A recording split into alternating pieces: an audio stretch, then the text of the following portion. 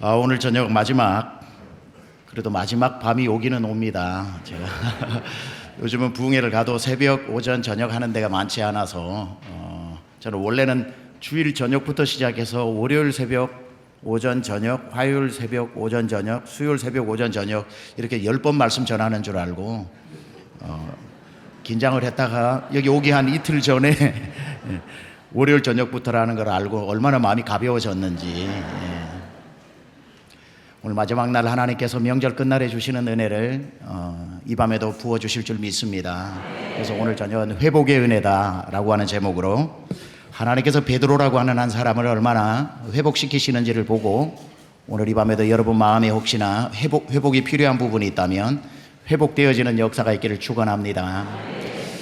오늘 갈릴리에서 예수님이 찾아오시는데, 물론 베드로가 갈릴리에서 태어나고 자라고 어부로 살았지만 그에게 있어서는 이 갈릴리가 크게 보면은 두 번의 갈릴리가 있고, 오늘 이 요한복음 21장은 그에게 두 번째 갈릴리의 역사, 첫 번째 그의 갈릴리를 뭐라고 표현할 수 있냐면은 구원의 갈릴리라고 말할 수 있을 테고, 처음에 자기가 고기를 한 마리도 잡지 못하고 밤이 맞도록 그물질을 하였으나 아무것도 잡지 못하고 있을 때에 주님께서 오셔서 나를 따라오너라, 내가 너로 사람을 낳는 어부가 되게 하리라 하고 부르셔서 그물도 버려두고 배도 버려두고 예수님 따라 다니기 시작하면서 3년 반 동안 천국 같은 시간을 보내었던, 예수님 따라다니는 게 이렇게 기쁜 일이구나, 예수님 따라다니면서 예수님 하시는 기적을 보는 게 이렇게 기쁜 일이구나, 그러면서 정말 인생의 천국 같은 날들을 보내었던, 아무것도 아닌 투명인간 같은 무지랭이 같은 내 인생을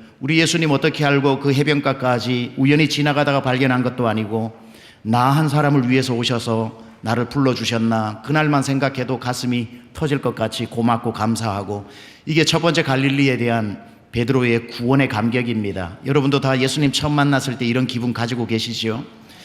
밤을 새우고 울어도 한 달을 울어도 눈물이 멈추지 않으면서 왜 날 사랑하나, 왜 날 사랑하나, 왜 주님 날 택하셨나, 저렇게 많은 하늘의 별보다 많은 사람, 바다의 모래보다도 많은 사람 중에 왜 하필 내가 아니면 안 되는 것처럼 날 콕 집어 그렇게 구원하시고, 왜 나의 주님이 되어주시고 내가 뭐라고 날 위해 십자가의 그 보혈 흘려주시고 날 구원해 주시며 그것도 모자란 내 이름을 손바닥에 새기고 그렇게 어떻게 나를 이토록 사랑해 주시나, 왜 날 사랑하나, 그 은혜만 생각하면 마치 수도꼭지 틀어놓은 것처럼 눈에서 눈물이 멈추지 않던 여러분만의 첫 번째 갈릴리가 다 있으리라 생각을 합니다. 와서 정말 앉아만 있어도 눈물이 나고 찬송 한 구절 한 구절이 내 심령을 후벼 파는 것 같이 그렇게 정말 다 내 인생을 이야기하는 것 같고, 내 마음을 찬송 곡조를 붙인 것 같고, 앞에서 설교가 탁월하고 안 탁월하고 여러분은 맨날 탁월한 설교를 들으시니까 모르시겠지만 구원받고 감격 안에 있으면은 헛기침만 해도 은혜가 됩니다. 설교 잘한다 못한다 이런 말이 나올 마음이 들지가 않아요. 한 구절 한 구절이 모두가 은혜가 되어지고 어디 은혜 아닌 게 하나도 없이 감사했던 그날들 말이죠. 그러니까 여러분들도 다 그런 주님이 나를 찾아와 주신, 베드로에게 찾아와 주신 것처럼 첫 번째 갈릴리의 시간들이 있을 겁니다. 베드로도 그렇게 예수님 따라다니고 행복하다가 예수님 십자가에 달리는 그날 밤에 예수님을 모른다고 부인하면서 믿음에 낭망하게 되죠. 낙심하게 되고 거기에 대해서 실족하게 되면서 난 안 돼, 난 안 돼 하면서 이제 예수님을 멀리 떠나버린 이 상황에서 예수님이 두 번째로 베드로를 갈릴리 호수에 고기 잡으러 갔던 옛사람으로 돌아갔던 이 베드로를 찾아오셔서 오늘 다시 베드로를 회복시키는 장면이기 때문에, 혹시 이 중에 한 분이라도 5년 전에, 50년 전에, 30년 전에, 3년 전에 언제 예수 믿었는지 모르지만 절대로 변할 것 같지 않았던 그 구원의 감격이 다 식어져 버리고, 교회 다니는 것 외에는, 찬송 좀 외워서 부르는 것 외에는, 기도할 줄 좀 아는 것 외에는 이제 구원의 감격은 다 잃어버리고 그저 습관처럼 교회를 다니면서 정말 첫 번째 구원의 갈릴리의 감격을 다 잃어버리고 주님 그렇게 뜨겁게 섬기겠다고 했던 마음도 식어져서 섬기는 것도 아니고 안 섬기는 것도 아니고 어중간하게 내 마음이 예전 같지 않은 분들이 있다면, 오늘 이 밤에 주님이 베드로를 찾아오신 것처럼 두 번째 회복의 갈릴리의 밤이 이 밤이 되기를 축원합니다. 주님이 베드로를 찾아오셔가지고 고기를 그날 밤도 못 잡았어요. 제가 가만 보니까 베드로가 고기 잡는 실력은 별로 없었던 것 같아요. 처음에도 그렇고 지금도 그렇고 보니까. 그런데 베드로를 불러내시면서 베드로와 같이 그 갈릴리 해변가에 앉아서 주님이 베드로와 그 새벽녘에 모닥불을 피워놓고 둘이 대화를 나누시는데, 아마 주님이 이런 말씀 하셨던 것 같아요. 오늘 본문에는 안 나오지만, 베드로야, 너는 내가 포기가 되더냐? 난 네가 포기가 안 되던데. 너는 나 없이 살 수 있겠더냐? 그래서 옛사람으로 돌아온 거냐? 난 너 없이 안 되겠던데. 너 아무리 여자애 앞에서 나 세 번 모른다고 그랬다고 해서 내가 너에게 실망하고 너 버리지 않는다. 너 나 모르냐? 나는 마음에 안 드는 사람 있으면 버리고 새로운 사람 찾는 사람이 아니라 고쳐서 쓰는 사람이다. 나는 너를 고쳐서 쓰고 싶지 버리고 싶은 마음이 없다. 그렇게 베드로를 찾아오셔서 나는 너 이 새벽에 너를 다 고쳐낼 거야. 그리고 난 널 다시 쓸 거야 라고 그 새벽녘 모닥불 앞에서 주님이 먼저 말씀하셨을 겁니다. 여러분, 하나님이 쓰시지 못할 사람 아무도 없습니다. 여러분이 여러분만 포기하지 않으면 주님은 여러분을 포기하지 않습니다. 어떠한 여러분이 신앙생활을 하다가 낭망하고 누구 때문에 시험 들고 무엇 때문에 마음에 섭섭함이 생기고 해서 예전 같지 않아서 여러분이 주님을 거리두기 하고 좀 멀리 있었는지는 몰라도 주님은 여러분에게 거리두기 한 적이 한 번도 없다 이 말이죠. 야, 저쪽으로 좀 가라, 요즘 너 마음이 안 든다. 주님 이렇게 하시지 않습니다. 주님은 언제나 여러분 곁에 계시고, 여러분만 돌아오면 주님은 여전히 산 같아서 그곳에 그 자리에 우리 곁에 큰 바위처럼 늘 든든히 버티고 서 계시는 주님. 우리가 주님을 떠난 날이 있어서 그렇지, 우리가 주님을 떠나놓고 우리는 또 이럽니다. 주님 어디 계십니까? 주님 왜 날 내버려 두십니까? 주님 도대체 어디 가셨습니까? 주님 참 답답하시겠죠. 야, 이놈아, 너 옆에 항상 있었다. 문제는 네가 왔다 갔다 하니까 거리가 생겼다가 좁아졌다가 그러는 거지. I am not going anywhere. 나는 어디 간 적이 없다. 이렇게 말씀하시겠죠. 그렇게 베드로에게 찾아와서 오늘 회복시키는 이 갈릴리를 두 번째 갈릴리, 회복의 갈릴리라고 저는 표현을 하고, 구원의 갈릴리와 회복의 갈릴리, 두 번의 갈릴리가 베드로의 인생을 바꾸어 놓은 것처럼 여기에 다 구원받으신 분이 99.9%이기 때문에 이 밤에도 나오셨으리라고 생각을 하는데, 구원의 갈릴리가 아니라 오늘 밤 여러분에게 회복의 갈릴리가 될 수 있기를 축원합니다. 자, 그렇게 오셔서 예수님이 베드로에게 몇 가지를 회복시키고 고쳐내시는데 뭘 고쳤는지 한번 살펴보려고 합니다. 첫 번째, 베드로 마음에 난 상처를 회복시켜주고 계십니다. 자, 베드로의 마음에 난 상처는 물론 예수님에 대한 배신에 대해서 미안함, 스스로에 대한 자괴감, 여자아이 앞에서 주님 모른다고 했던 그 창피함, 여러 가지가 복합되어져서 나는 주님의 제자가 될 수 없어, 난 주의 일 할 수가 없어 이러면서 나는 맞아, 한편 거룻배에 내 인생을 싣고 물고기 몇 마리 잡으면 기뻐하고 그냥 못 잡으면 슬퍼하고 물고기 한 마리에 내 인생 일희일비하는 그 정도가 딱 맞아 하고 자기 자신을 저평가하면서 자기가 자기에게 실망하고 상처낸 것 때문에 주님을 떠나버렸던 그 마음의 상처, 이제 뭘 하려고 하면 아이고, 내가 여자아이 앞에서도 예수님 모른다고 그랬는데 내가 다시 마음을 잡은들, 유대 병정 앞에서, 칼 차고 있는 로마 병정 앞에서 내가 예수님 전할 수나 있겠어? 베드로, 너 꿈도 꾸지 마. 너 아무것도 못해. 스스로가 스스로에게 조롱하면서 너 아무것도 못한다고 했던 자기 마음의 상처가 자기 마음을 찔러대는, 자기 안에 나 있는 그러한 좌절감에 대한 가시가 자기를 찔러대는 그 모습을 우리 주님이 오셔가지고 그 가시를 빼줘야 되겠다, 저 상처를 내가 싸매어 줘야 되겠다 하고 주님이 오셔서 베드로 마음에 난 상처를 첫 번째 회복시켜 주시는데, 요즘으로 말하면 예수님께서 내적 치유, 심리 치유, 심리학적 치유를 기가 막히게 아시는 분이에요. 내적 치유를 할 때 보면은 상처 났던 그 시기로 돌아가서 그 환경을 만들어 놓고 그 환경에서 치유를 하면은 깊이 뿌리 내린 쓴뿌리까지 회복되는 그런 내적 치유가 있죠. 이너 힐링이라고 해서. 예수님이 새벽에 오셨는데 왜 새벽에 오셨을까요? 여자아이 앞에서 새벽에 모른다고 3번 부인했기 때문에 그 시간에 찾아오신 거지요. 그리고 가야바의 뜰에 모닥불 앞에서 모른다고 했기 때문에 예수님 오늘 요한복음 21장에도 모닥불을 피워 놓으셨지요. 그리고는 베드로를 헤엄치고 오너라 물에 다 젖은 베드로를 앞에 앉혀놓고 고기를 구워서, 떡을 구워서 주시면서 먼저 육신의 배를 불려주신 다음에 베드로 안에 난 그 깊은 상처를 치유하기 위해서 주님이 하신 방법이 뭐냐면은, 요한의 아들 시몬아, 내가 묻는다, 대답해라. 네가 나를 사랑하느냐? 예, 주님 무슨 질문이 그렇습니까? 내가 주님을 사랑하는 줄 주님 아시지 않습니까? 주님 사랑합니다. 한 번이면 되는데 주님이 또 묻습니다. 요한의 아들 시몬아, 다시 묻는다. 똑바로 대답해라. 네가 나를 사랑하느냐? 주께서 두 번째 물으시니 똑같은 대답을 합니다. 내가 주님 사랑하는 줄 주님 잘 아시지 않습니까? 예, 주님이 저를 사랑하시는 그 아가파오의 사랑만큼이야 내 어찌 사랑할 수 있겠습니까마는 인간인지라 제가 저만의 최선을 다해 주님 사랑하냐고 물어보면 필레오라도 나는 최고의 사랑으로 주님 사랑합니다. 그 주님 기뻐하시면서 그만하면 됐는데 세 번째 또 물으십니다. 요한의 아들 시몬아, 내가 다시 묻는다. 다시 대답해라. 네가 나를 사랑하느냐? 주께서 세 번째 물으심으로 왜 물으실까 깊이 생각하다가 자기 마음을 더듬어 보면서 내가 사랑한다는 말을 자격이나 있을까? 내가 사랑한다는 말 이게 진심일 수 있을까? 나 여자애 앞에서도 모른다고 해도 비겁한 자인데 그래도 또 묻고 또 물었을 때에 그래도 나 주님 사랑하는 거 틀림없는데 그래도 나 주님 사랑하냐고 물어보면 골백 번 물어도 골백 번 사랑한다 말할 수밖에 없는데 마음을 정리하고 대답합니다. 주님, 나 주님 사랑합니다. 주님 사랑한 줄 주님 아시지 않습니까? 잘했다. 내 양을 먹이라. 주님 이렇게 세 번 물으시고 내 양을 먹이라는 말씀, 사명을 주시거든요.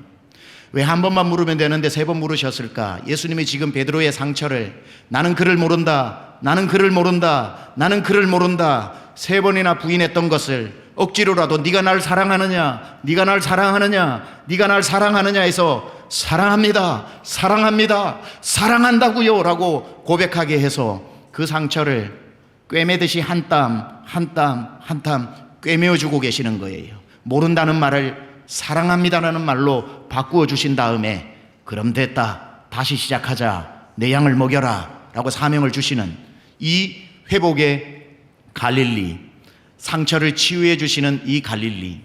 혹시 여러분 주님을 믿으시다가 주의 일 하는 것 때문에 오히려 사람 때문에 상처받고 주님 앞에 섭섭한 마음이 있고 교회 앞에 섭섭한 마음이 있고 누군가로부터 섭섭한 마음이 있어서 여러분의 마음이 타담한 장작처럼 식어져 버리고 여러분의 첫사랑의 그 뜨거움은 어디 갔는지 없고 여러분이 만약에 그렇게 되어 있어서 이제 마음에 여러분에게 막 내고 있는 상처들이 있거나 그런 게 있다면 오늘 이 부흥 집회 마지막 날에 이곳에 계신 주님을 만나서 주님께 사랑을 고백하고 그 상처가 회복되어질 수 있기를 축원합니다. 자, 이런 상처도 있지만 어릴 적부터 주의 일 하다가 받은 상처뿐이 아니라 내면의 상처를 가진 사람도 많습니다. 여러분, 이 내면의 상처를 가진 사람이요, 이 상처를 주님 앞에 나와서 해결하지 않으면 주의 일을 할 때에 내 안에 있는 상처가 칼이 되고 가시가 되어 남들을 막 찌릅니다. 우리는 착각하는 게 있는데 예수 믿을 때 구원을 받지 않습니까? 여러분, 예수 믿을 때 여러분 주소가 바뀌어진 거 아시죠?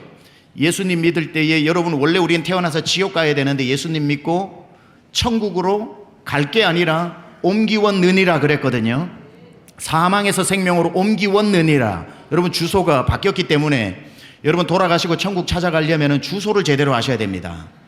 옛날 주소 먼저 알려드릴게요. 옛날 행정구역 면리로 해서 제가 알려드리면 하늘나라 지옥군 죽으면 다가리 4444번지, 이게 옛날 주소입니다. 외울 필요 전혀 없습니다. 안 갈 거니까. 하늘나라 지옥군 죽으면 다가리 4444번지에서 예수 딱 믿는 순간 주소가 바뀌었어요. 하늘나라 천국군 믿으면 다살리 1004번지로 바뀌었습니다. 아시겠죠? 이건 분명히 외우셔야 됩니다.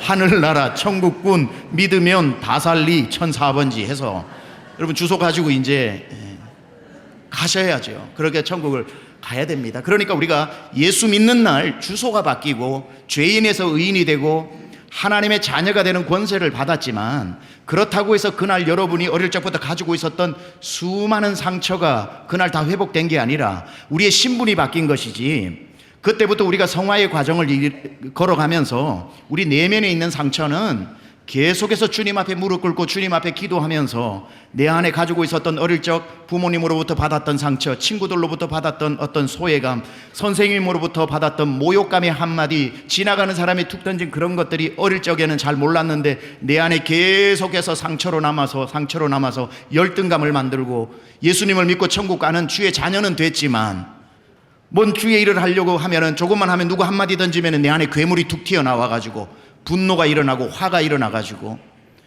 여러분, 이거는 예수 믿는다고 당장에 해결되는 것이 아니라 반드시 여러분 작정하고 주님 앞에 부르짖어 가지고 이 문제 해결받아야 됩니다.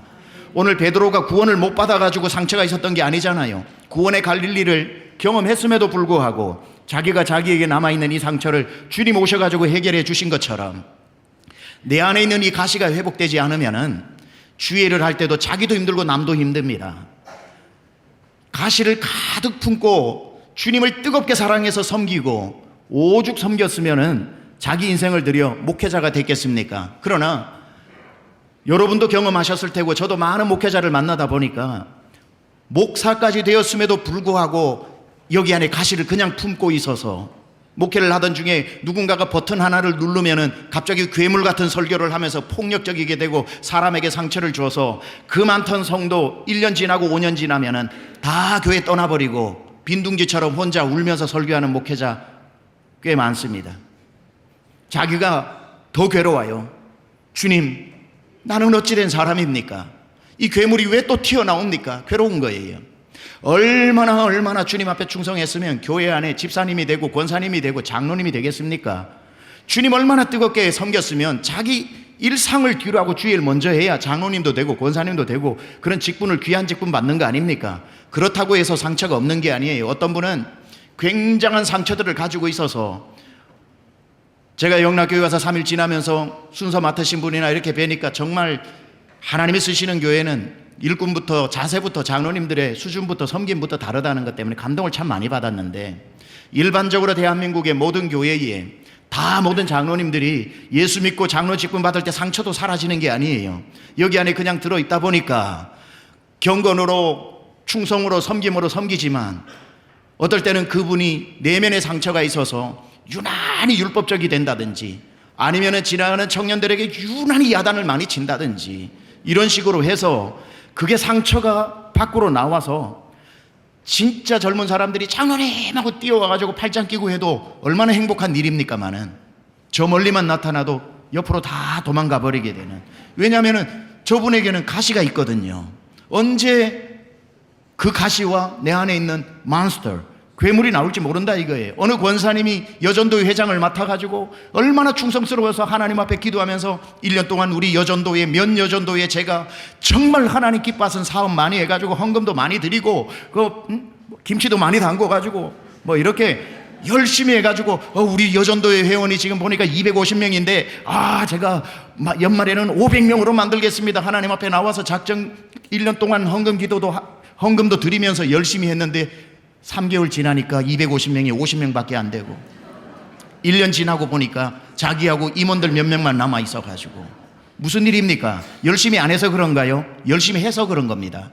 열심히 했는데 여기 상처가 있다 보니까 누가 좀 열심히 안 하는 사람이 있으면 전화해가지고 독한 말을 쏟아내고 이렇게 하면은 나만 고생한다고 나만 고생한다 해서 남의 고생을 고생으로도 여기지 않고 와가지고 눈빛 하나에도 사람이 기분 나쁜데 누가 거기 오겠습니까?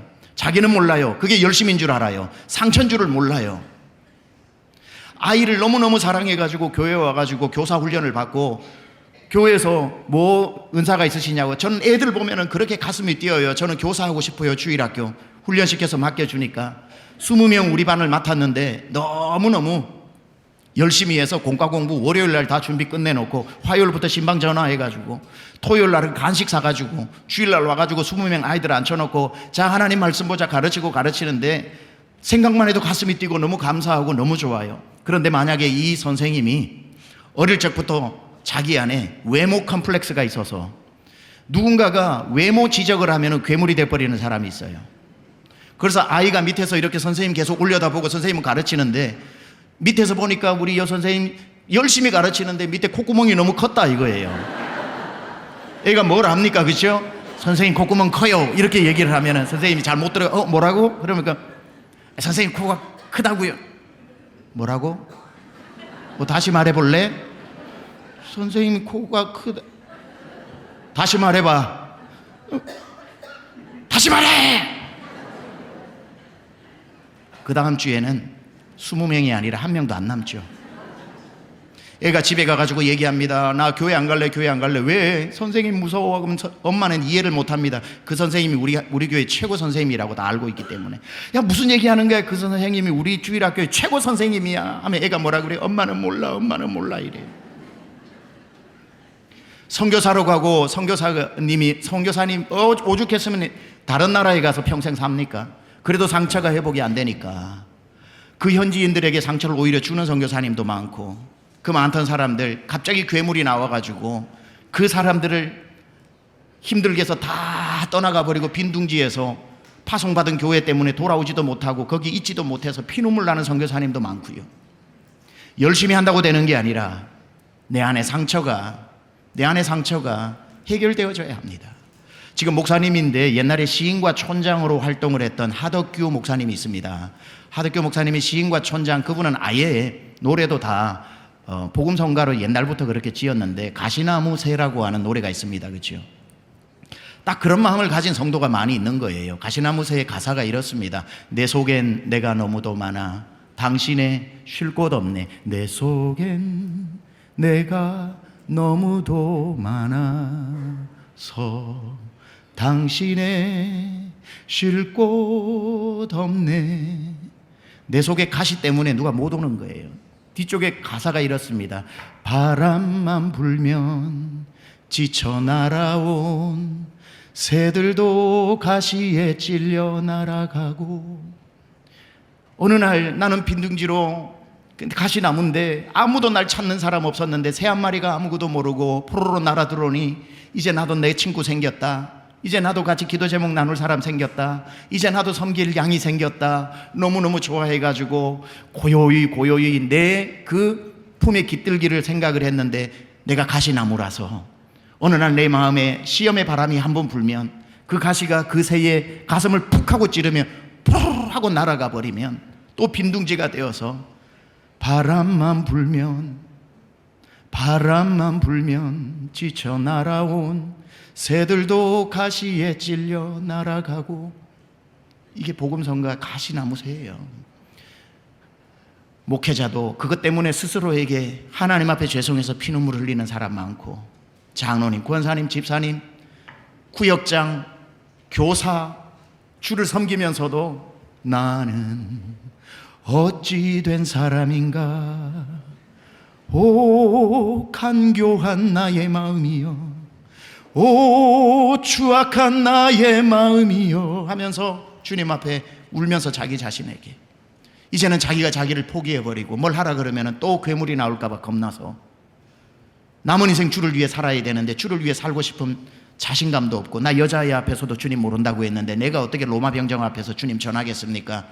나는 못합니다 했던 베드로처럼 낭망하여 옛사람으로 돌아가 버린 그 모습, 주님이 그냥 방치하지 않고 찾아와서 하신 말씀, 너는 내가 포기가 되더냐? 나는 네가 포기가 안 되던데. 너는 내가 잊혀지더냐? 나는 네가 잊혀지지 않던데. 넌 나 없이 살 수 있더냐? 난 너 없이 못 살겠던데.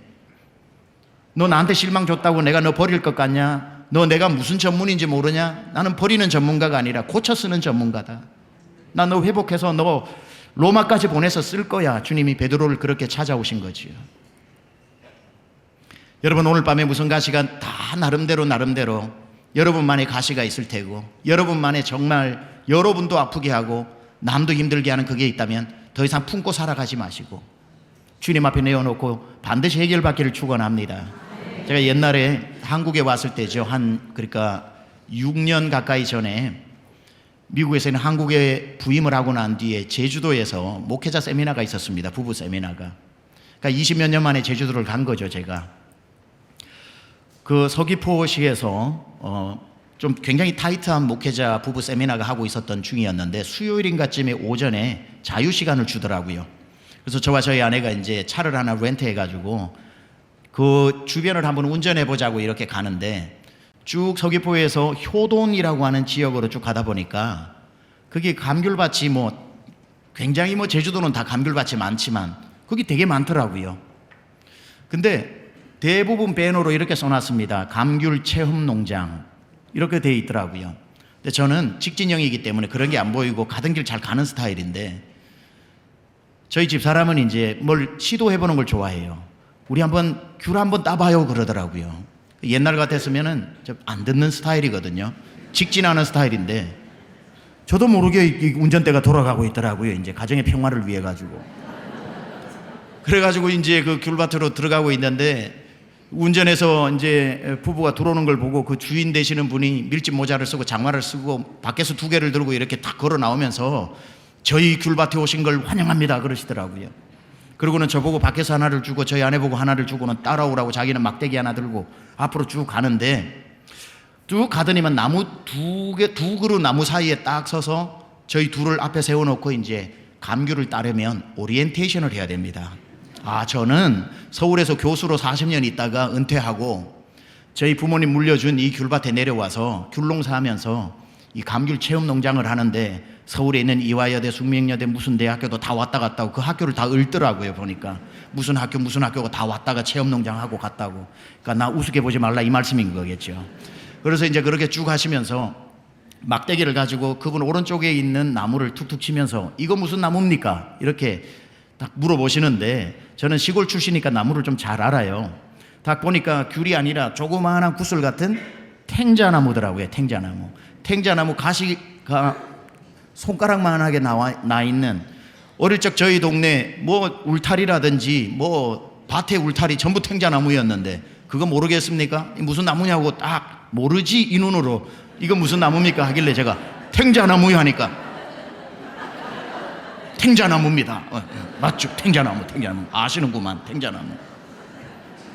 그러고는 이제 막대기를 옮겨서 이쪽 편에 있는 걸 툭툭 치면서 이건 무슨 나무입니까? 이제 귤이 주렁주렁 달렸는데 그걸 모르겠습니까? 귤나무요. 그러니까 맞아요. 귤나무입니다. 자, 이제 두 분이 뒤를 돌아보세요 하고 뒤를 돌아보니까 수천 그루, 수백 그루, 수천 그루에 이제 귤나무에 귤이 주렁주렁 달렸더라고요. 지금부터 가서 따야 되는데 드시는 것 마음껏 드셔도 되고 담아서 오는 것만 계산하겠습니다. 뭐 이렇게 얘기를 하면서 저 나무가 귤이 주렁주렁 열렸는데 그거 아십니까? 저기 있는 모든 귤나무는 다 탱자나무입니다. 저 탱자나무에 귤나무를 접붙여서 만든 겁니다. 귤나무는 귤은 열리는데 뿌리가 약해서 제주도 바람 많고 태풍 많아서 바람만 불면 다 쓰러져 가지고 열매를 못 거두는데 탱자나무는 뿌리가 깊어가지고 깊이 들어가서 어지간한 바람에 쓰러지는 법이 없습니다. 그래서 귤나무를 접붙이면 이게 귤나무가 가시나무 되는 게 아니라 가시나무가 귤나무가 돼서 저렇게 열매가 맺힌다는 거예요. 모르긴 몰라도 제주도에서 선생님들 보는 그 귤나무는 다 탱자나무에 열린 귤이라고 보면 될 겁니다. 그러더라고요. 목사에게는 병이 하나 있는데 설교 때 써먹어야지 하고 받아 적는 병이 있어요. 밖에서를 내려놓고 안에 있는 수첩을 꺼내가지고 적었습니다. 너무 은혜가 돼서. 그래서 그 다음 주 주일날 설교를 했어요.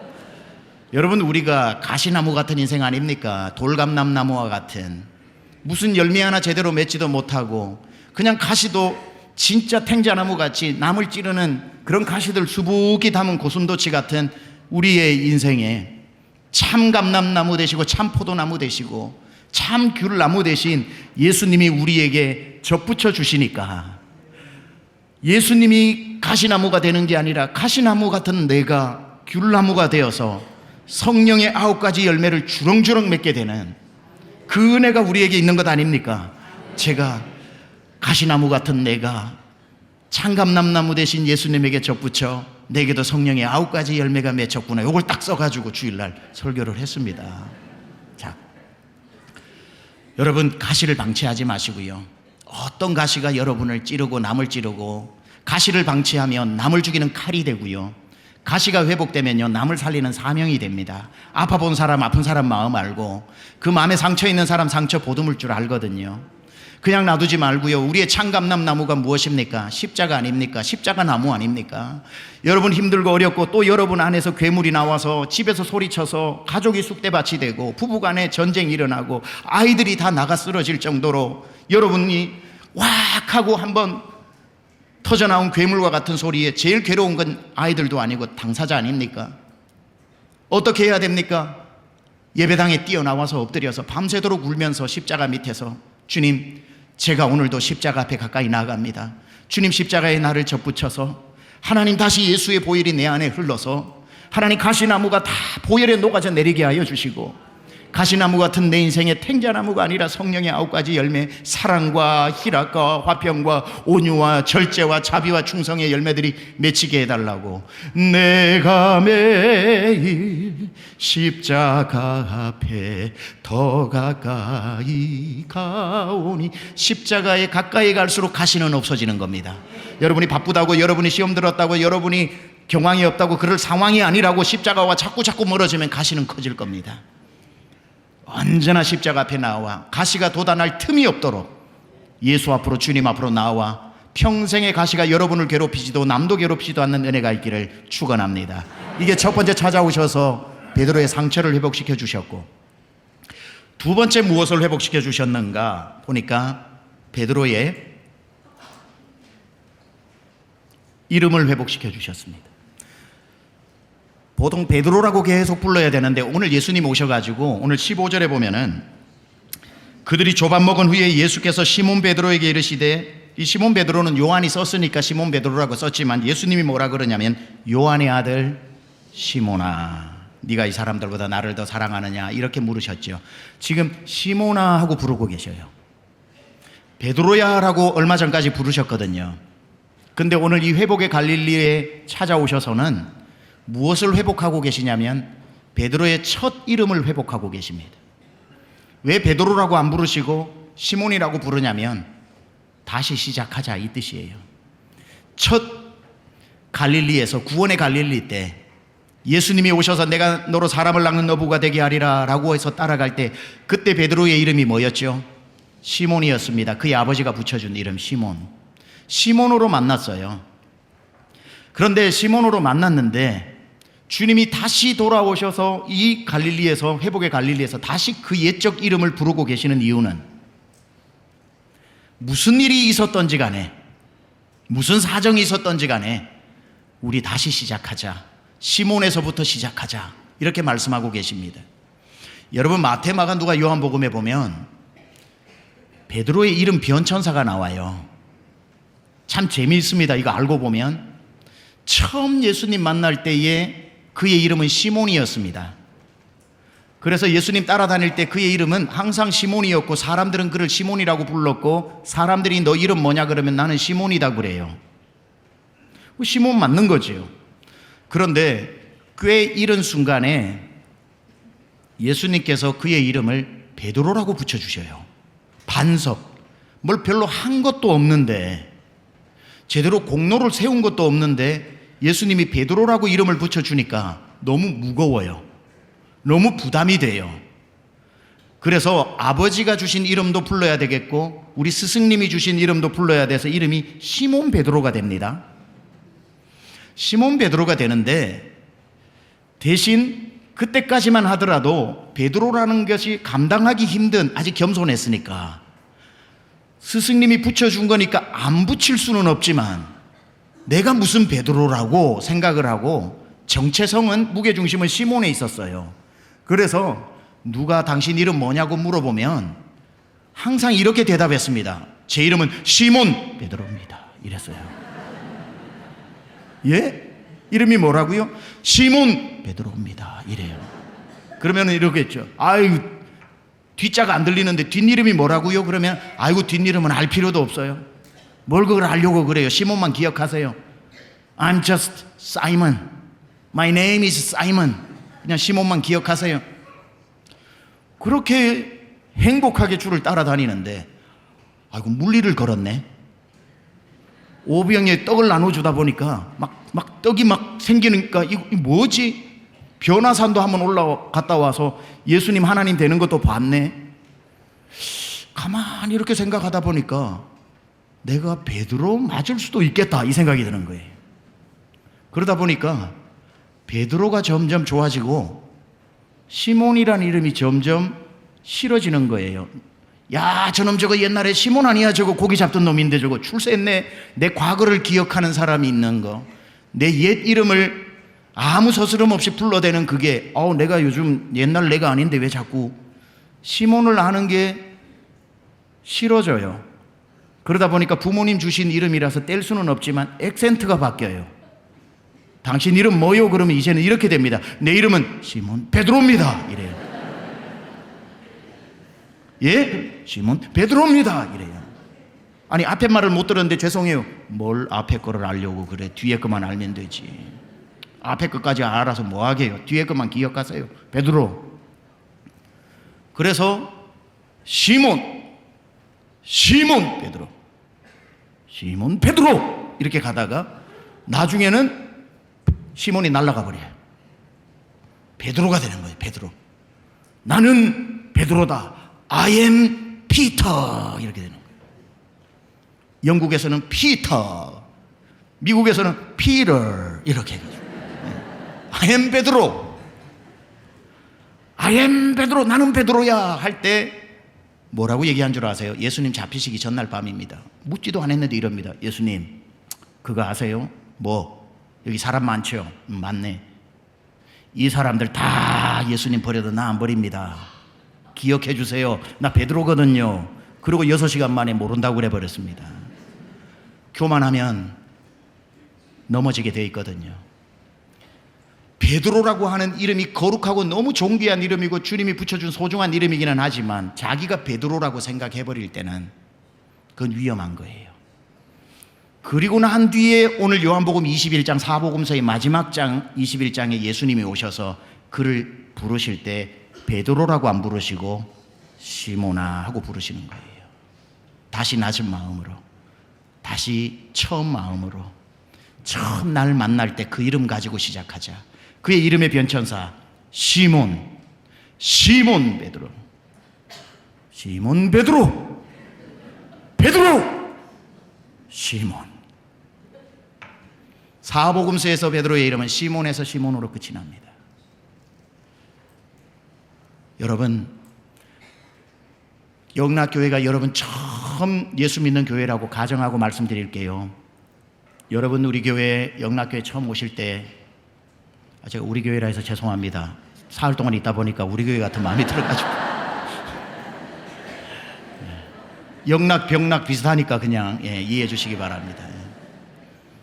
처음 교회에 들어오실 때 여러분 예수님 안 믿고 여기 와서 예수님 믿을 때 이름 석자 가지고 오셨잖아요. 뒤에 집사 직분 없었잖아요. 그냥 그 이름으로 누가 불러도, 누구 형제님 아무개 씨 불러도 기분 나쁘던가요? 기분 나쁠 리가 없죠. 왜? 나는 그러니까. 저는 여러분이 아무리 귀한 직분을 받아도 여러분 주님 만나던 첫날의 그 이름을 잊어버리지 않기를 축복합니다. 여러분은 여러분의 이름을 좋아하세요? 저는 제 이름 최병락 이름을 지금 굉장히 좋아하는데 저는 제 이름을 굉장히 안 좋아했었습니다. 원래는 참 이 이름이 참 기가 막힌 사연을 가지고 있는데요. 제 이름이 최병락인데 저희 아버지가 붙여주셨습니다. 근데 저는 경상도라 가지고 제 이름은 경상도는 뒷자만 얘기를 해요. 항상 라가 이렇게 불러요. 근데 집에 있는데 계속 나가라고 그래요. 저보고 나가 그래요. 놀리는 거예요. 그리고 가만히 있으면 너 나가라는데 왜 안 나가냐 막 이래요. 뭐 형제들도 그러고 사촌들도 그러고. 그래가지고 이제 나가 그러면은 나가려고 해요. 제가 그러면은 야, 네 부르는데 어디 가노? 또 이렇게 또 불러요. 가만히 있으면 나가라고 그러고 나가려고 그러면 부르는데 대답 안 한다고 그러고 그렇게 놀리니까 너무 싫어요. 아버지한테 여쭤봤습니다. 아버지요, 내 이름이 와 병락인기요 이러니까 저희 아버지가 지어주신 분이 참 기억에 남는 말씀을 하셨어요. 몰라 그러셨어요. 뭐 몰라로만 끝나는 건 아니고 몰라 네 이름 지으려고 하니까 저희가 저희 문중 집성촌이었습니다. 앞동네 옆동네 뒷동네 다 최씨고 전부 사촌 육촌은 최병자 돌림이라 가지고 최병자 뒤에 붙는 건 너네 사촌 육촌 형들이 다 가져가 버리고 남는 게 없더라 그래요. 병철이 병식이 병훈이 병찬이 다 가져가고 난 뒤에 그래서 이제 병나기가 됐다는 거예요. 그리고 이게 이제 병이 난다는 건지 병이 치료된다는 건지 병나기라 부르고 막 그래서 나는 이 이름을 나중에 어른이 되면 좀 바꿔야 되겠다는 마음까지도 가지면서 그렇게 이제 예수님 믿게 되고 신학교 가게 되고 신학교 2년 마치고 군대 갔다 오고 그리고 3학년으로 복학해서 4학년 졸업하기 전까지 나는 누가 선봐가지고 자기 따님을 줄 리는 없어요. 저희 집에는 예수님 믿지 않으니까. 목회를 한다고 그래도 안 믿는 집안에 시집 보낸다는 거는 장로님, 목사님 생각했을 때는 자격 미달이거든요. 그래서 나는 무조건 연애를 해야 된다. 중매는 나는 불가능하다. 그래서 나는 연애 결혼한다, 유학 간다. 이 두 가지만 내가 살아남는 법이다. 그렇게 생각을 하고. 어쨌든 그래서 제가 다니는 신학교에서 새벽 예배를 하는데 제가 신학교 전체 새벽 예배를 깨우는 경건부장이었습니다. 경건부장. 이름도 부담스러운 경건부장. 왜냐하면 나는 우리 부모님 예수님 안 믿고 기도해 주는 사람 없으니까 신학교 전체에서 1등이 일어나야지 해서 항상 새벽 2시에 자도 4시에 일어나서 기숙사 다 깨우는 게 이제 제 업무고, 내려가서 새벽 예배 인도하는 게 700명 기숙사 살고 있었는데, 그때 이제 여자 기숙사가 300명이었는데 제일 오랫동안 강당에 남아서 기도하는 자매를 나는 얼굴도 보지 않고 따라다니면서 그 사람하고 결혼해야 된다. 나는 기도해주는 배우자가 필요하다. 그래서 맨 마지막까지 남아있는 자매를 이제 따라가가지고 7번 차이고 8번째 이제 겨우 이제 승낙을 받는데 참 오래 걸렸습니다. 그렇게 해가지고 이제 결혼 승낙을 받으러 춘천에 갔어요. 저희 이제 지금 저희 와이프가 이제 춘천 사람인데 가가지고 이제 떨었죠. 저희 장인 어르신하고 장모님은 춘천 침례교회 50년, 60년 다니고 계시던 분이니까 믿음이 너무 좋고 기도에 뭐 장군들이시거든요. 근데 안 믿는 집안에 이제 그 청년이 우리 딸을, 또 딸이 하나밖에 없고 이제 위로 오빠 밑으로 남동생이 있긴 한데 주는 마음이 안 들 것 같아가지고 잘 보여야 된다 싶어가지고 가서 긴장 많이 했죠. 그리고는 이제 절 받으십시오 하니까 또 절은 안 해도 되네 아직은, 그러시더라고요. 딱 이 바리케이트를 치시더라고요. 그래도 이제 절을 해야죠. 절을 하고 난 뒤에 앉아서 따님을 주십시오 이제 이 얘기를 해야 되는데, 제가 이제 저의 이름은 최병락입니다. 그러니까 이미 제 이름을 좀 듣기는 들으셨는데, 듣고는 장모님께서 의사결정에 힘을 많이 가지고 계시거든요. 장모님께서 딱 듣고는 참 세상에 희한한 일도 다 있다. 자네는 내 사위 될 운명이네 그러시더라고요. 그 기도하시는 분이. 왜 그러냐면 저희 집사람의 이름이 굉장히 이뻐요. 이수복이에요. 이수복. 예. 서울수복, 백화수복 할 때.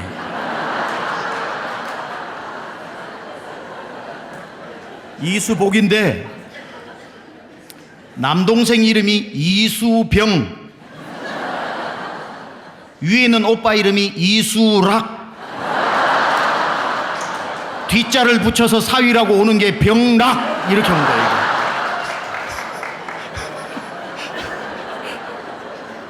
이거는 하나님이 아니시고는 인간이 할 수 없는 일입니다. 이거. 제가 아무리 우리 장모님이 바리케이트를 쳐도 이름에서 무너져 버렸습니다. 자네는 하나님의 섭리로 내 사위 될 운명이네. 왜냐하면 이수병, 이수락 가운데 하나밖에 없는 사위 후보가 왔는데 병락을 달고 왔으니까 바로 그날 합격 통지를 받고 결혼을 하게 된 것 아니겠습니까? 그래서 그때부터 저는 제 이름을 좋아하는 거예요. 지금 바꾸고 싶은 마음이 요즘 말로 단 1도 없어요. 이제는. 여러분, 어떤 귀한 직분이 여러분 충성하고 섬기는 것 때문에 주어지게 되어도 영광스러운 면류관이지만 여러분의 이름은 잊어버리지 않았으면 좋겠습니다. 참 아무 욕심 없이 아무 바람 없이 그냥 이름 석자 두자 가지고 교회 들어오던 첫날 그 마음을 지키자는 거죠.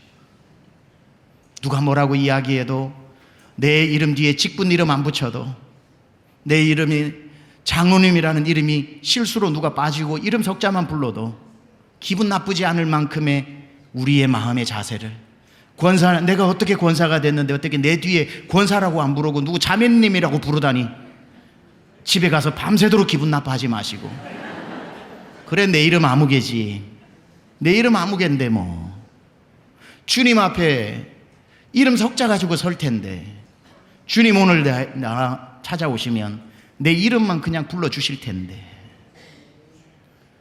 주일 하다 보면 마음이 또 높아지고 마음이 또 높아지고, 제가 2002년도에 목사 한 수를 갑자기 이제 공부하는 중에 받게 되고 교회를 자력이 아닌 타력으로 개척하게 되고, 갑자기 전도사로 불리다가 목사가 되고 나니까 최병락 뒤에 목사가 얼마나 부담스러웠는지 몰라요.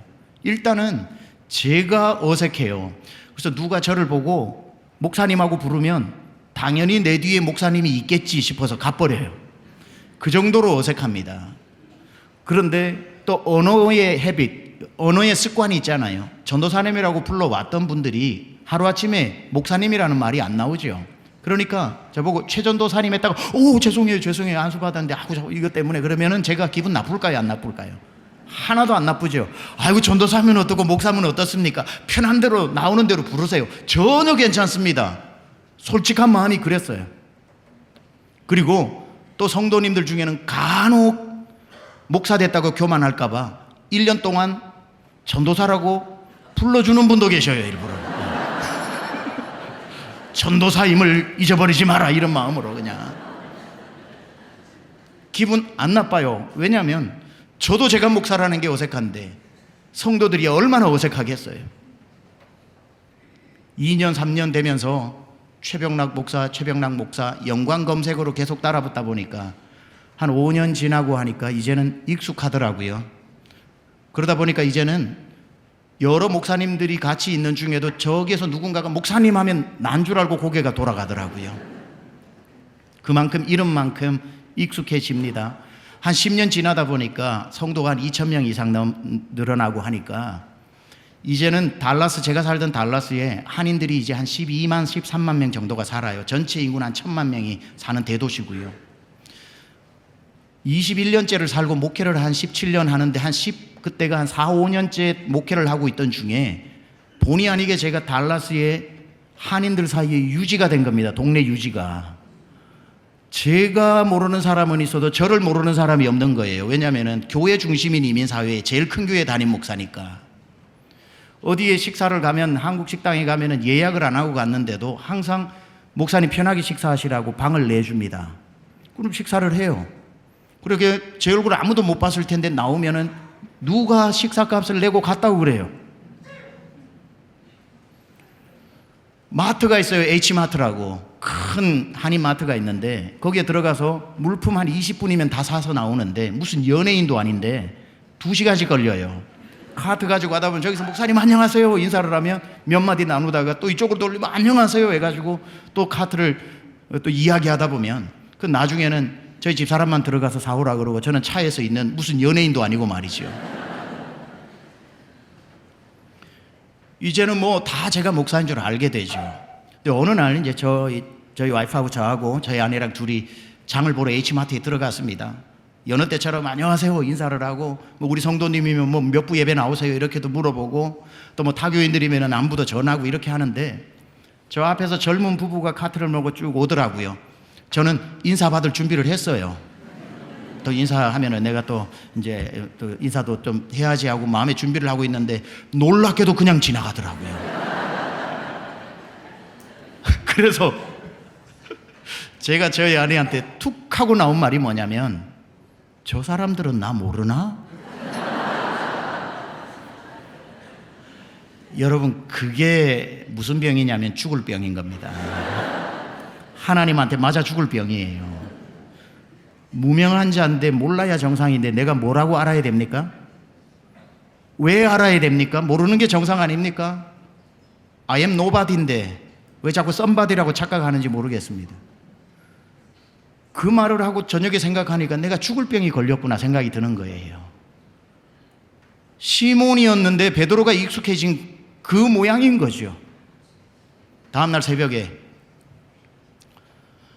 새벽 기도를 하는 중에 설교를 하고 새벽 기도를 주님과 하고 있는 중에 주님께서 저에게 마음에 깊이 강권하시는 걸 느꼈는데 제가 예스맨이라서 또 교회는 개교회적 사명도 목회자가 해야 되지만 공적인 사역도 있지 않습니까? 특히 영락교회는 대한민국에 너무나도 중심되고 중요한 교회이기 때문에 공적 사역 많이 해오셨잖아요.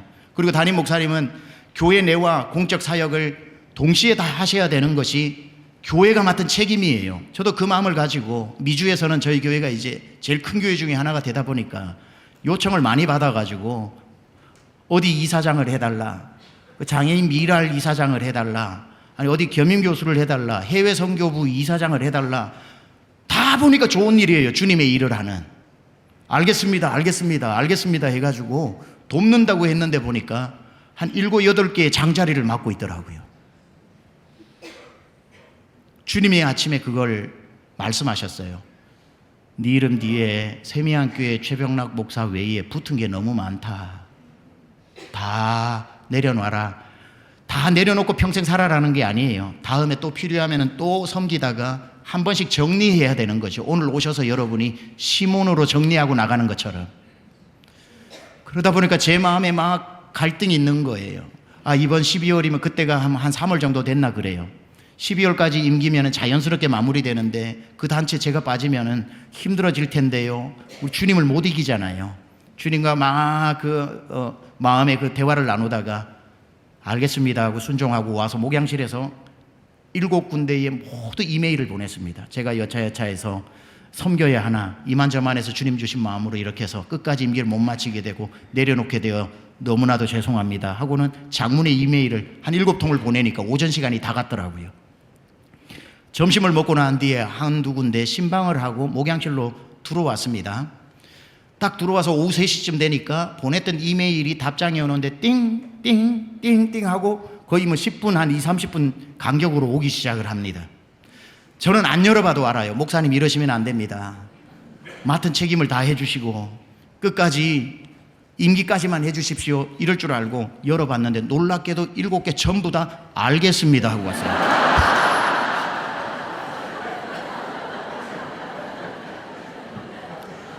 저는 그때 알았습니다. 저 혼자만 사명감이 충만했다는 거를. 다 이메일 백을 받고 난 뒤에 얼마나 제가 가벼우셨는지 모릅니다. 제가 한국에 오다 보니까 침례교회에서는 저희 교회가 장자교회고 중심교회다 보니까 맡은 게 또 많아요. 해야 됩니다. 당연히 해야 됩니다. 교회가 그렇고 우리 교회에 가지고 있는 여러분의 교회가 그러한 것처럼. 그래도 저는 알아요. 주님이 어느 날 새벽에 또 말씀하실 거라는 거. 그러면 그때 또 순종하면 저는 알아요. 사람들이 다 알겠다고 말할 거라는 거.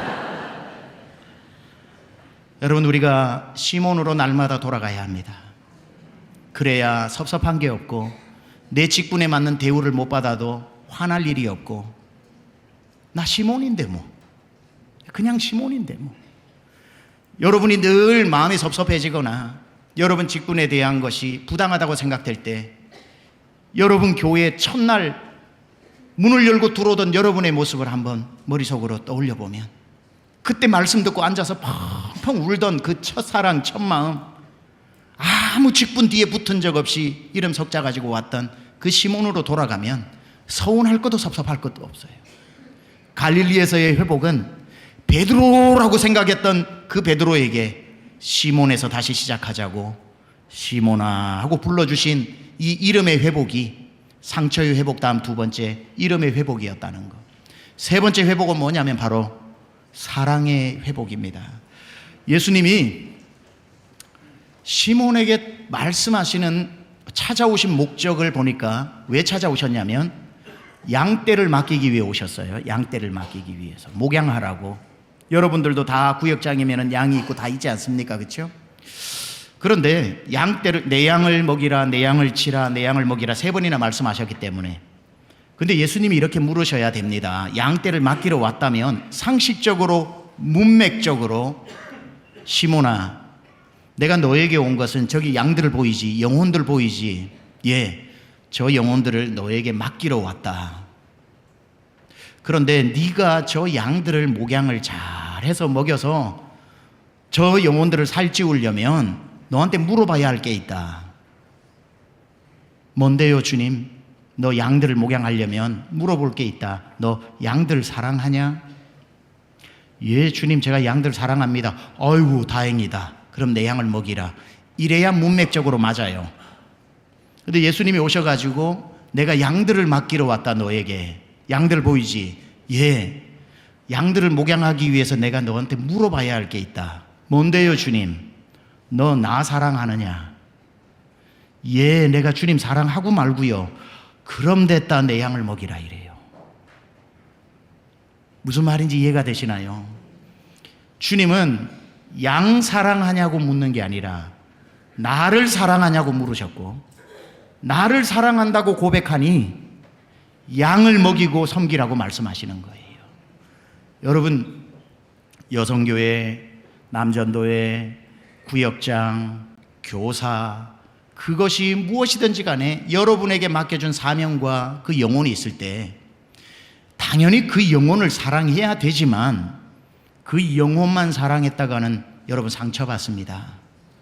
사랑하다가 아프고요, 사랑하다가 실망하고요, 사랑하다가 상처받고요, 사랑하다가 여러분 나가 떨어집니다. 그래서 나는 애들이 좋아요 하고 교사를 하는 사람은 그 마음이 없는 것보다는 낫지만 나중에 애들 때문에 상처받고는 애들 떠드는 소리만 들어도 칼로 찌르는 것 같아서 애 얼굴을 못 보는 사람도 있어요. 혐오의 대상이 되어버리기도 합니다. 우리는 누군가를, 사람을 사랑해서 그 사람을 목양하는 게 아니에요. 하나님을 사랑하고 예수님을 사랑하기 때문에 예수님이 사랑하는, 나에게 맡겨준, 내 사랑하는 예수님이 내게 맡겨주셨기 때문에 그 영혼을 섬기고 품게 되는 것이요. 여러분, 주의 일을 하시다가 그렇게 사랑스러웠고, 그렇게 일주일이 기다려졌고, 그렇게 그 교실로, 그 구역으로 가던 것이 기뻐졌는데 나중에 그 구역 식구들이, 그 사람들이 싫어졌다면, 여러분, 우리는 쉽게 착각합니다.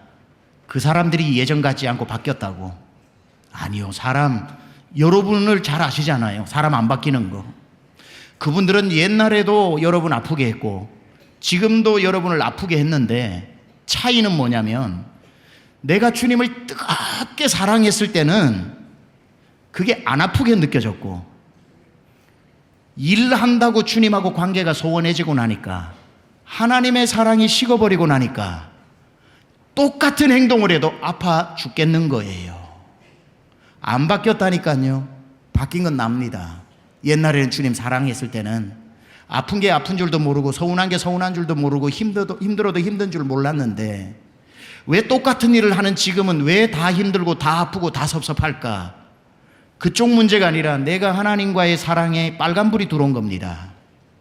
그럴 때는 직분을 내려놓으시면 안 됩니다. 어느 교회를 다녀봐도 교회마다, 오해하지 말고는 들으세요, 어느 교회마다 있는 귀신이 하나 있는데 10월 귀신이라고 있어요. 10월 달이면 활동을 하는 귀신인데 전부 성도의 마음과 귀에 12월에 내려놓는다 그래, 12월에 직분 내려놓는다고 그래, 12월까지만 한다고 목사님 찾아가서 얘기해 하는 10월 귀신이 있어요. 10월 귀신이 10월 달에는 속삭이다가 11월 달에는 각오를 하게 하고 12월 달에는 결단하게 만드는 그러한 귀신이 활동을 해요. 대한민국 모든 교회에, 미국 교회도 있어요. 10월 귀신이. October Satan이라고 있어요. 여러분, 아무리 힘들어도 12월 달에 내려놔야지 그런 마음이 들어도 여러분, 그거 내려놓으면 안 되는 겁니다. 내려놓는 게 아니라 주님 사랑하는 그 사랑을 키우면 돼요. 사랑이 식어지니까 힘들어진 거지, 뭐 옛날에는 안 힘들었나요? 그래도 사랑이, 로마서 8장에 하나님의 사랑이 내게 부음받으사 내가 넉넉히 이기느니라 그랬잖아요. 그러면 여러분이 내려놔야 되겠다 하는 마음이 들 때는 일단 내려놓지 말고 제일 먼저 해야 될 것은 주님 앞에 나와 주님 앞에 기도하면서, 주님, 내가 주님 사랑하는 사랑 식었나 봐요. 주님 사랑하는 사랑이 예전 같지 않나 봐요. 밤새도록 이 사랑 회복시켜 달라고, 그 첫사랑 회복시켜 달라고. 사랑합니다 나의 예수님, 사랑합니다 아주 많이요, 사랑합니다 나의 예수님, 사랑합니다 그것뿐이에요. 밤새도록 사랑을 고백하고 사랑을 고백하면서, 안 힘든 게 힘들어졌어요. 아프지도 않았던 말이 이제는 아파서 못 견디겠어요. 밉지도 않았던 사람이 이제는 얼굴 보는 것조차 싫어요. 제 마음에 병이 들었나 봐요. 주님, 사랑을 채워주세요. 옛적 같은 사랑 부어주세요. 사랑 부어주세요. 그렇게 하면 주님이 노래를 불러주시죠. 사랑한다 아들아 내가 너를 잘 아노라 사랑한다 내 딸아 내게 축복 더하노라.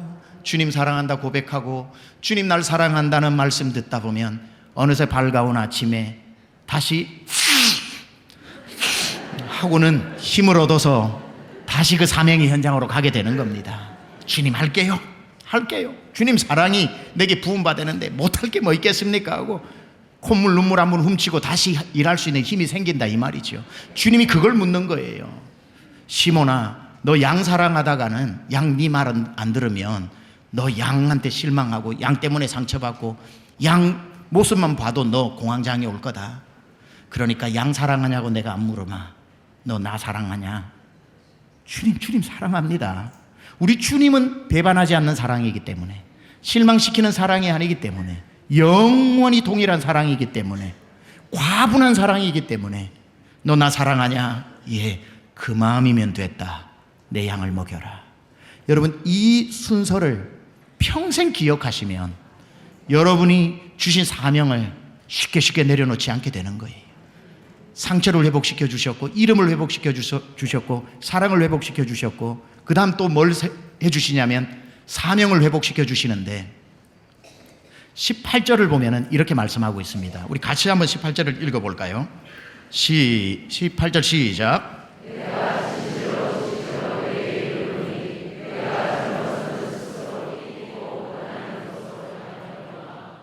늙어서는 내 팔을 벌리리니 남인에게 띠띠우고 원하지 아니하는 곳으로 데려가리라. 여기서 네가 젊어서는 늙어서는 이렇게 나오지만 이게 그의 젊은 시절과 나중에 그의 죽음의 순간에 나이 들었을 때도 구분하는 거지만 베드로에게 있어서 BC와 AD가 있다면 오늘 갈릴리 두 번째 방문이거든요. 요한복음 21장을 기준으로 젊을 때와 늙을 때를 나누어 본다면 주님이 이렇게 말씀하시는 거예요. 오늘 이전까지는 네가 스스로 띠띠고 네가 원하는 곳으로 다녔거니와 이제 오늘부터는 남인에게 팔을 벌리고 남인에게 띠띠우고 원치 아니하는 곳으로 너를 데려가리라 라고 말하고 있는 사명의 회복이 어떤 사명이냐면 초신자 때는 신앙이 약할 때는 내가 잘하는 거 내가 하고 싶은 거 내가 가고 싶은 부서 내가 원하는 거 그 일을 열심히 했다면 젊어서는 네가 스스로 띠띠고 원하는 곳으로 다녔거니와 원하는 일을 했거니와 진짜 믿음의 제자는 진짜 사명자는 하고 싶은 걸 하는 게 아니라 하라고 하는 것을 하는 것이다. 남인에게 띠띠우고 원치 않는 곳으로 데려간다 할지라도 그게 내 사명이면 순종할 줄 알아야 한다. 여러분이 원하는 것만 제한되어졌을 때 할게요 하고 반응을 한다면 여러분은 아직 어린아이의 신앙을 가지고 계신 거겠죠. 주님 저것만은 제발요 하면은 그런 기도 함부로 하지 마세요. 꼭 그걸 시킵니다. 그러면은 절대로 저건 아니야라고 했던 것이 내게 주어졌을 때도 이 말씀을 기억하십시오. 사명자는 원하는 곳으로 가는 사람이 아니라 가라고 하는 곳으로 가는 사람이고 하고 싶은 것을 하는 사람이 아니라 주어진 것을 하는 사람이 되어야 한다. 어떤 것이 맡겨줘도 내가 하는 게 아니라 나는 순종하면 나를 통해 주님이 하시기 때문에 주님을 신뢰하고 순종하면 순종의 역사가 나타나는 줄 믿습니다. 그래야 교회 안에 많은 일꾼들이 넘치고 또 넘쳐나는 것 아니겠습니까? 마지막으로 무엇을 회복시키셨는가? 십자가를 회복시키러 오셨습니다.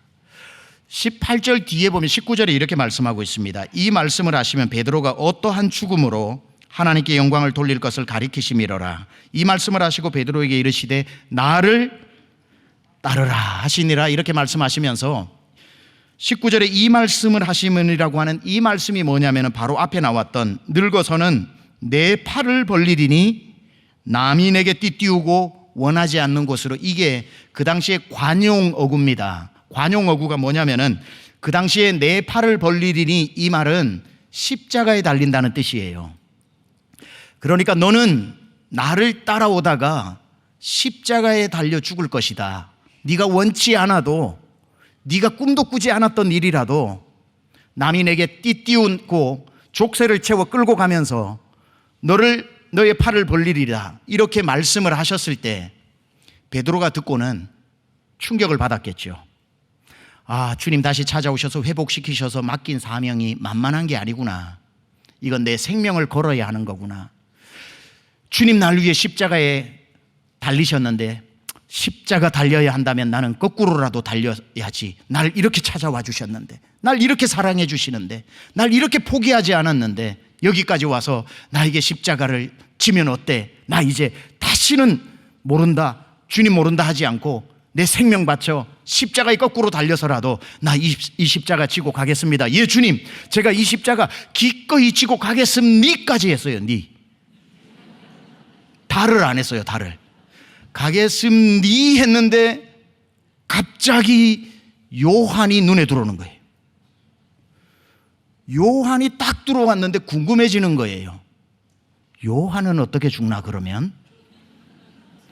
평상시에 요한의 별명이 예수의 사랑하시는 제자예요. 그리고 만찬석에서 그의 품에 의지해서 앵겨붙은 주님의 사랑을 그냥 다, 전문 용어 써서 죄송합니다, 이런 용어도 아셔야 청년들이 많이 옵니다. 예수님의 사랑을 몰빵으로 받고 있었던 이 요한이 궁금해지는 거예요. 와, 우리 예수님 이렇게 찾아오시고 나는 십자가에 달아버리고 요한은 또 그냥 편안하게 살게 하시는 거 아니야? 갑자기 막 끌어오르던 사명감을 잠시 내려놓고 묻습니다. 요한은 어떻게 되겠사옵나이까? 이렇게 물어요. 20절에 그거죠. 베드로가 돌이켜 예수께서 사랑하시는 그 제자가 따르는 것을 보니 그는 만찬석에서 예수의 품에 의지하여 주님을 파는 자가 누구 오니까 묻던 자더라. 유난히 예수님이 끼고 돌았던 사랑하는 제자. 21절에 이 베드로가 그를 보고 예수께 여짜오되 주님, 이 사람은 어떻게 되겠사옵나이까? 그때에 우리 주님이 22절에 말씀하셔요. 예수께서 이르시되 내가 올 때까지 그를 십자가에 안 매달고 살려서 머물러 있게 하고자 할지라도, 안 죽인다 할지라도, 십자가 안 진다 할지라도, 베드로에게 하시는 말씀, 그게 내게 무슨 상관이냐? 그게 너의 십자가와 무슨 상관이냐? 너는 너의 십자가를 지고 나를 따라오너라. 주님 말씀이 이겁니다. 시몬아, 나는 지금 네 십자가를 얘기하고 있는데 너는 왜 남의 십자가를 궁금하게 생각하냐? 각자 십자가, 내가 몫으로 준 내 몫에 태인 십자가 늘 지고 가리라. 다 요한의 십자가는 요한의 십자가, 살아있으면 살아서의 사명이 있고 죽으면 죽어서의 사명이 있는데 왜 내가 너의 십자가를 얘기하고 너 나를 따르겠다고 하다가 요한 보면서 마음이 흔들리냐? 그래, 내가 너에게 요한의 십자가는 너보다 훨씬 가볍다 그러면 방금 지겠다고 했던 그 십자가 톱으로 잘라버릴 거냐? 요한보다도 더 가볍게 잘라버릴 거냐? 반대로 요한은 너보다 훨씬 더 비참하게 죽을 것이다 라고 너보다 무거운 십자가 이야기하면 그때야 가슴을 쓸어내리면서 아이고 하고 그 십자가 지고 갈 거냐? 왜 나는 너의 십자가를 얘기하는데 너는 남의 십자가의 길이와 너의 십자가를 자꾸 보고 무겁다 가볍다 하느냐? 여러분, 교회에서 열심히 섬기다가 여러분 섬기기 싫은 날이 딱 와요.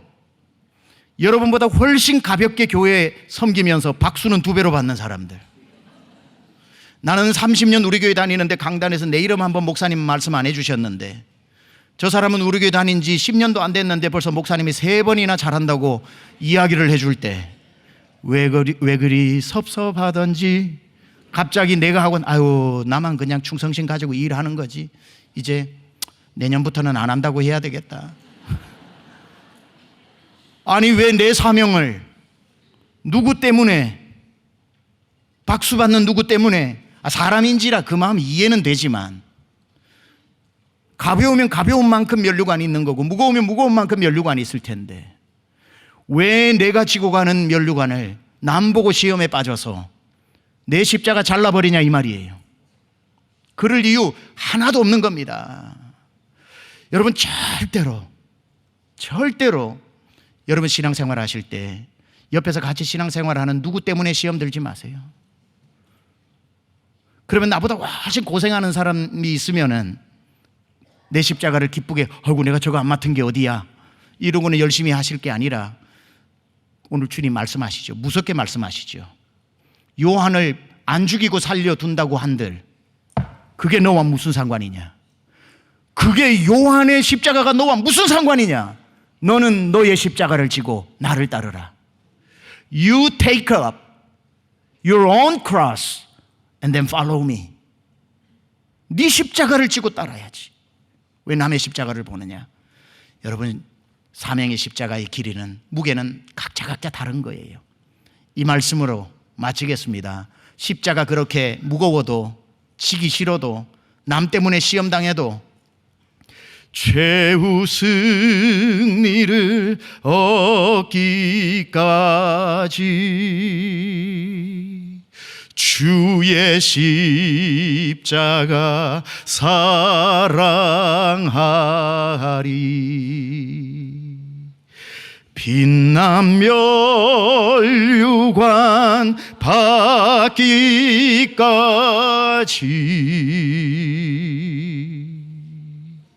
험한 십자가 붙들겠네. 내 몫에 태인 십자가 지고 또 지고 남 때문에 가벼운 저 사람처럼 주님은 왜 저런 거 안 주셨나? 또 지고 가다가 이런 일이 일어난다고 하더군요.